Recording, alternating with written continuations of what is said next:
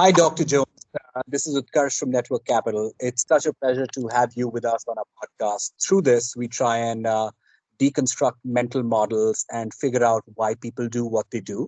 So, could you tell us a bit about who you are and what you're doing right now? Sure, it's a pleasure to join you here. So I'm Ben Jones. I'm a professor at the Kellogg School of Management in Chicago in the USA. I'm an economist by training, and a lot of what I study is about scientific progress, entrepreneurship, and scientific and entrepreneurial careers. And how did you get interested in this space? So as an economist, we think that growth in advanced economies really depends on the progress in technology and science. And so it's a natural inroads for an economist to become very interested in the process by which individuals and organizations can push the frontier. Recently, you came out with a fascinating research paper that spoke about the importance of early failure in life towards predicting long-term success. So could you talk us through how you got interested in this particular field and what were some high-level findings? Because Network Capital is essentially a career content community. So they'll be very interested to learn more about this particular piece of work that you did. Great. Yeah. Well, I'm very interested in all features of scientific careers. Where people come from, what motivates them, when in life they tend to make breakthroughs, these kinds of questions. And in this particular paper, I think we're reflecting on one thing, which is that people put an enormous amount of effort and investment into becoming, engineers and scientists. There's a huge upfront investment in their education and human capital. And so we're interested to see the extent to which people who have made those investments stick with the field, or whether they will, flee the field or drop out, depending on how their early career takes shape. And then I think secondarily, everyone fails. I fail, everybody fails, and we're kind of interested in how people react to failure and what it tells us about them. And what they learn from it. So one big insight that is applicable to, I think, so many young professionals and students around the world is that they don't necessarily need to be disheartened if they're failing early on in life. So in a way, your research is offering a different perspective. So what did your findings suggest, and how should young professionals who have not achieved or met the goals that they had set out should respond? Well, yeah, our work suggests a really optimistic picture in that sense. So we know, and we've known for a long time, that success leads to future success. If you have a successful new venture as an entrepreneur, people are more likely to give you money the next time around. If you get a big grant or write some great papers as a scientist, you tend to get more resources and more success that comes with those resources. But here we're studying people who failed to get the resources, right? So in this paper, we look at young biomedical scientists who are applying for a very large grant, an extremely prestigious grant from the National Institutes of Health in the United States, think of $1 million grant. And we're looking at those people who applied and just missed. Their applications were scored and they just fell short of the funding threshold. And then we compare them with the people who just won, these kind of narrow winners who just got over that threshold score and were given $1 million.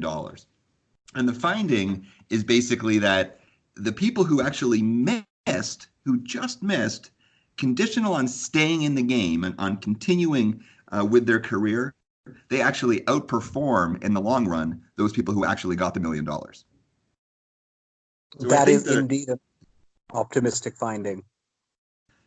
It is, and I think the message for those, there's messages on both sides here, but the message for those who kind of fall short is that if you can stick with it and take lessons from that, you actually might be the big winner in the end. Why do you think that happens? Well, we don't know exactly, but we were able to look at a bunch of features and learn some important features in what's going on. So one basic question is whether it's a survival of the fittest kind of phenomenon, right? So one thing we do find is that if you do have that failure, that you just fell short, you are much more likely to give up. So a lot of those people will not reappear. They will not come back and apply for future grants. They won't be seen publishing papers in the future. And so we wondered if that means that those who lost initially, who failed but actually continued, were somehow special. They were always better, and the failure essentially weeded out some of the weaker scientists. But if you look at it and you make some adjustments, you find that really can't explain the story. Yes, some people do drop out, but not enough to explain this big performance boost that we see. So we thought that might be an explanation, but it turned out not to be. And I think that leaves us with the idea that people are improving personally. They are better as individuals for having failed. And we then look at a whole bunch of different features that we can test with observable data, and none of them particularly tell you much. It doesn't seem like any of them, we look at 10 different factors, can tell you exactly why they're getting better. And so I think we're kind of left with more psychological explanations that are harder to observe, which are things like, you learned, to be gritty, you learn to persevere, you learn to try harder, you learn to put in more effort going forward. While we can't prove that's what happens, that seems very consistent with the pattern of findings that we see. And there is some literature, some research done at Penn and other universities about grit and resilience. I think your research also reinforces some of their findings. That grit is an important predictor towards long-term success. I mean, although you can't say for sure whether it's grit that's making them successful, but it is one possible explanation. At least that's what I took away. Yes, no, I think it's very much on the table and perhaps a leading hypothesis. And you're right that, I think, in entrepreneurship circles, people talk a lot about the ability to be gritty and to persevere. For any entrepreneur, no matter how well it goes in the end, not every day is a great day, right? You're always going to face pretty difficult challenges. I think it's also a big idea now in the education community about teaching young people perseverance, this sort of so-called growth mindset, and challenging children to struggle, and then also to overcome those struggles, and how important a life skill that could be. And I think our research is certainly very consistent with those perspectives in those other fields. Yeah. So when I wrote the article based on the research that you and your co-author had conducted, I looked at the venture capital industry. So typically they chase people with very strong track records, people who had successful exits, have strong brand names on their CVs and so forth. Perhaps your finding has some indirect references for employers, venture capitalists, so on and so forth. How do you think the modern workplace should make place for people who've just missed out or have failed initially but are still trying? Well, it's really quite interesting, and of course we have to be a bit careful because our study is in an important setting, but it's only one setting of these biomedical scientists. But if I were to speculate on whether it generalizes, I mean, it does have the following implication. So imagine you're a venture capitalist, and you have two people come to see you looking for money, and all you know about them is that one of them had just had an earlier success, and the other one had just failed, had done well but had not succeeded, and that's all you know about them. Our research suggests that actually your better bet is the person who failed. That the fact that they're still coming to you and looking for money, showing that perseverance, that willingness to stay in the game, they may actually be the one who is going to outperform because they in fact have become better.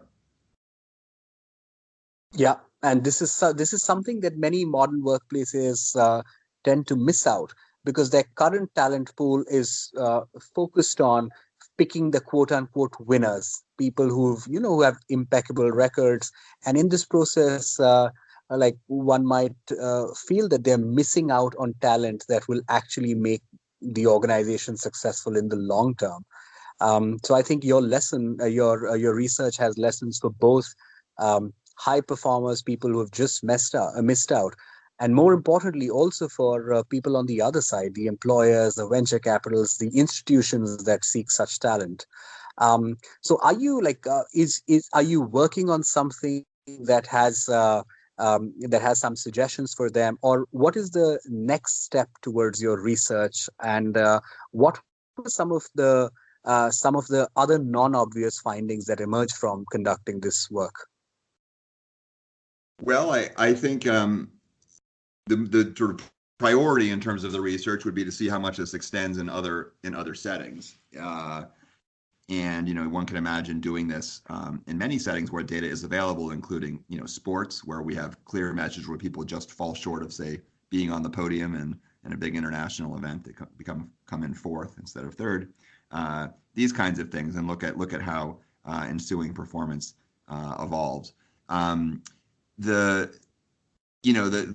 question of how the organization, how not the individual responds, but how organizations respond to this, I think is also first order. I think you're right that we tend to, we look for the winners, we look for the successful people in who we hire. And our results suggest, and in fact, I myself in my own hiring practices with research assistants now find myself quite interested in hearing about a failure and hearing about how that individual responded to that failure and why they kept going and what they took from it. I think that becomes a very interesting and important dimension to explore, and not just to have resumes or conversations that are just long litanies of success. At the same time, though, we have to be a little careful, because when you think about our study, in order to get at, if you will, the causative role of failure, we had to look at two groups who are really similar except for the failure, right? So one group just got over that funding threshold, and one group just fell below that funding threshold. So the failures we're looking at are not people who kind of missed by a mile, right? And the winners are not people who win all the time necessarily. So I still think that in an organization, you're obviously going to be attracted to people who who just do very well continually and are just great successes, and you're probably not as attracted to people who are serial failures, who keep failing all the time and seem to miss by a long way. I think what this is telling you is that people who have had a failure but keep coming back for more, and the failure wasn't extreme, are really telling you something about their ultimate potential. Understood. So, of course, apart from like keep hustling, keep trying, are there any other traits that differentiate people who actually just missed out but ended up achieving more in the long term versus people who didn't immediately drop out of failure but sort of prodded along but didn't make it through? Any other factors that differentiate such people? Well, we see that one feature we see in their research, and this may be somewhat narrow to our setting, is that the failures do seem to also, they don't just they aren't just productive. They tend to write very high impact papers. They're more likely to write kind of a home run. So that suggests on one hand that they might reach even further for success and are perhaps more ambitious. Another feature we see is that they tend to do things that are also more applied. They seem to find research topics or push on them hard enough that they go on and become used in biomedical settings, say in practice of medicine or health. And so we see kind of a greater engagement, if you will, with practice and the success of the research and its applicability. So it's not just that they sort of do well in some abstract way. They do seem to have more of an impact with a kind of a greater ambition and a greater sense of application. I think that we could again try to decode psychologically what that exactly tells us. I think it's a little hard to puzzle that psychological those pieces out, but I think it tells us a little bit about what people seem to be trying to do when they respond to failure. Yeah, I loved what you said about the research assistants that you're hiring. You're also not looking for people with a litany of successes, but you're looking for something more. In the times to come, in your university or otherwise, do you think there'll be more emphasis on, say, failure resumes, or like there's a way to answer a failure question that looks like a success, but Right. it's Right. essentially an embellished way of answering how great you are. So, how do you think that'll evolve, if at all, in the years to come? I think the research has to develop further to really give us, really strong guidance. Although this paper certainly pushes in that direction. And if you think about the evidence we see, I mean, most of what we see are successes in any venue. The failures get buried. They don't get the light of day. People don't talk about them.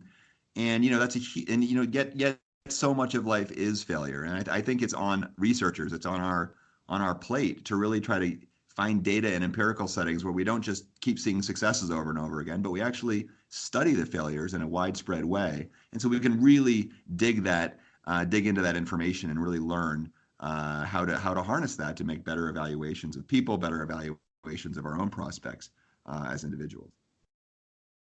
Understood. This research has been fascinating, and I think your findings will go out and appeal to hundreds and thousands of members all around the world. But I just want to switch gears, and the second part of this podcast will be dedicated to essentially your own career. Can you reflect a little bit on some factors or some failures that led to your current success or position of eminence? And do you think this research that you've conducted applies to your own life or the lives of people or your students that you see on a day-to-day basis? Well, you're absolutely, it's a great question. And of course, having done the study, it does force one to reflect. And I think it hopefully forces lots of people to reflect on their past and perhaps the failures they don't want to think about so much themselves. It's painful to think about one's own failures. I look back, as a researcher, we often start projects that don't work. And they take a lot of time, and that can be very frustrating in the final analysis. And there's always a question of, do I go back in the ring? Do I do it one more time? And when you're frustrated with that kind of failure, one thing I've seen, and I see people get very frustrated. They get frustrated with their work. They get frustrated by the failure of others to recognize their work, and it's hard. It's hard to keep going. But one thing I've sort of noticed, and this is my own casual empiricism and sort of self-reflection, is actually how important your social network is, close friends and family, in supporting you when you have a tough time, professionally or otherwise. I think when you're alone, it's so much harder to convince yourself to keep going, and finding the encouragement and support through those you respect and who are mentoring roles or friends or family. I think actually is really, really critical. Thank you so much for sharing that. I can't quote the research, but I read somewhere that your early years of success, like your first, like what you do in your late 20s, early 20s, late 20s, early 30s, in a way sets you up for long-term success. So I think there's this paper I read which talked about most of the people who set up, say, billion-dollar companies or large enterprises tended to work, obscenely hard in the first, say, 5-10 years of their career. And that hard work or that unblemished litany of achievements sort of set them on a path for success. But your research, your empirical research, is challenging that. When you were writing this paper, did you stumble upon any such findings, and what prompted you to keep going and possibly explore one or two layers deeper than that? Well, let me say that, even successful careers that look like a string of successes, I think are often the kind of you're only it's like a mountain range where you're only taking a picture of someone when they're standing on one of the mountains and they're crossing the whole range. I think all those people, everybody, including myself, is in the valley quite a lot of the time between the mountains. And I'll tell you about another piece of work that we've done in the last year that I think is relevant to this. And we studied entrepreneurs. We had data on every entrepreneur in America in the last 10 years. We could study every single company and the demographics of the people who founded them. And we found a very surprising result, which is actually very counter to a lot of thinking, at least in the United States. We found that the people who started the very, very highest growth companies, they weren't actually in their 20s, which is often the view here. They weren't even in their 30s. The people who had the highest probability of starting very successful high growth companies were in middle age and beyond. In fact, the peak age was age 45. And to the point you made about sort of people who had these earlier careers and successes, when you look at it, you actually find that the people who are very successful in starting businesses have actually typically been in the industry in which they start the business for quite a long time, and that's a great assistance to their success. So part of my read on that result is that it's not that you're not good at entrepreneurship when you're in your 20s. I think there are people who are obviously very good at it in their 20s. What's going on though is that people are getting even better, and they're getting better as they get older. And I to me, I see that, broadly, um, as an accumulation of skill and knowledge and wisdom, and learning how to do all these tough things and how to see it through when it's tough, and learning about your industry and all the details that they're in.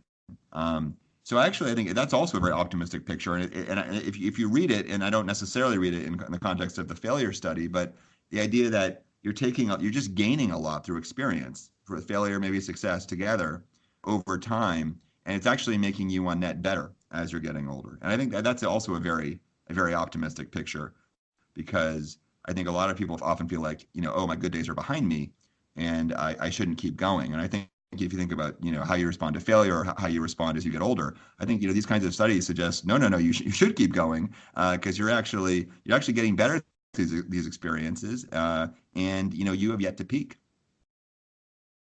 I think about 2 months back, I read this really wonderful article in the Atlantic, which talked about the fact that your best job is still ahead of you, or your best career is still ahead of you. And I think the larger point that the author was making was that as people tend to grow older, they tend to take lesser chances. And because they take lesser chances, they try less. Is that they achieve, or their success is a function of chances, and they're not taking chances, so they're not succeeding. But your research, like both this one and the other one on failure, tends to offer the motivation to people um, for keep for keep trying. And also the point that you made on social network and your community of mentors is super important, because dealing with failure alone can be extremely lonely and dispiriting for people. Yeah. And some research that I've stumbled upon recently is that there's a difference between how men and women take to failure at different points in time, and how they leverage their social network, their community to translate that failure into something else. So, do you have any thoughts on that, or do you want to nudge our listeners to any research that you are doing, or anybody else that they can refer to? Well, I don't want to overstate a particular mechanism or idea, but if I were just to talk, so I spend a lot of time talking to entrepreneurs, and when I say that, I think, say, going back to the point about a strong social network, and it's two things are very common in the conversations I have with a wide variety of people. One, there's going to be tough days, and then how, and that's the it's going to happen. It's going to happen repeatedly. And then the second question is how you keep going. And time and again, I'll get this. I'll get the answer. It was my spouse, my wife, or my husband, depending on the genders, and that how important that is to sort of talking you down off of quitting, off the cliff where you think you might be quitting. And it's almost countless how many stories I've heard of entrepreneurs sort of in those dark moments, finding that where they really, really are considering quitting, really giving up, and then finding that support that's through the social network, to keep going. So I think the advice in all of this is about learning how to keep going, and I learning that you can keep going, and you should be optimistic about keeping going, not because you won't fail next time, but because eventually you are going to succeed, and failure is just part of it, and you're probably getting better.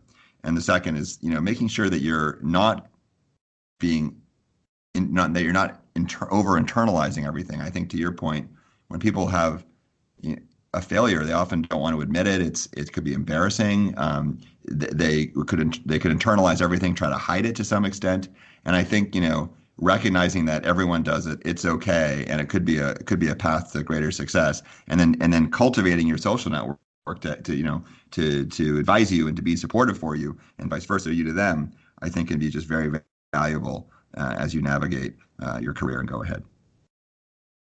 Wonderful. What are you currently working on? What's on top of your mind? We're coming towards the close of the interview, so I just want to ask that, and any parting advice for our community members who are basically millennials all around the world, supporting each other, building careers. Well, I'm working on lots of topics, but I'll give you one that's really, really front of mind, which is actually about the role of immigration in entrepreneurship in the United States context. and using empirical research to look at the role of immigrants in starting companies and in creating jobs. And one of the things we're really finding and very strongly is just how entrepreneurial people who immigrate to the United States are, and how many jobs that they create. They create enormous numbers of jobs. And I think in some sense that speaks to who does immigrate, who moves across borders. Well, they're typically risk takers, people who are interested in making changes for whatever reason. And not surprisingly, that's correlated with people starting companies and doing those kinds of higher risk things in their professional lives. But we also see enormous rewards there. So I think again, it's a picture of people making bets, pushing ahead, even though it's not going to be easy, and finding a lot of success at the end of the day. And the last point, I think this is important, not just at a personal level, all of these things. I think it's important at a society level, because those people who do keep going, particularly in innovative contexts like entrepreneurship or science, are really driving enormous social gain through the progress of their economy, through the progress of technology, the progress of human health that comes from all of that. And to the extent that we are losing people, right? We're losing talented people because they have a misconception, because they think they're not good enough, or they overinterpreted a failure, or they think their best is behind them, and they can't be innovative at this point in their life. I think those things are at a social level, really our collective loss, because there are so many people who should keep going, and maybe the best place to really drive those advances for all of us. And I hope that this kind of research isn't just encouraging at the individual level, but at the collective level, it leads to more people seeking bigger ideas, bigger ideas that can benefit us all. No, that's fascinating. I mean, I'll just mention it briefly that Andrew Yang, I recently heard him talk about something very similar, the correlation between immigration and entrepreneurship. And he's the one who actually pointed me to this research of the difference between how men and women respond to failure and volunteering. So he said that men tend to volunteer less when they get fired, even though they have more time. So when they encounter failure, they tend to volunteer less. Women do the opposite. So there is, and then he goes into research, more details about pointing out immigration and entrepreneurship. Like he did, I don't know what his if he draws upon empirical research like you, but I think there's definitely some synergy there. Sure. Yeah. So I just thought of telling you one more time that your research has been deeply inspiration to me and to the larger community that I'm representing here. Thank you so much to you and to your co-author. I hope you keep writing, and once you extend your study to sportsmen and women and maybe other fields, we should do a follow-up. This particular material will go out to about 100,000 millennials around the world who would take a lot of faith from your work. So thank you very, very much. Well, thank you, Ukarsh, for your interest in this work, and I will certainly continue. And it's been a great pleasure to talk with you about all these things today. Thank you. Bye. Take care.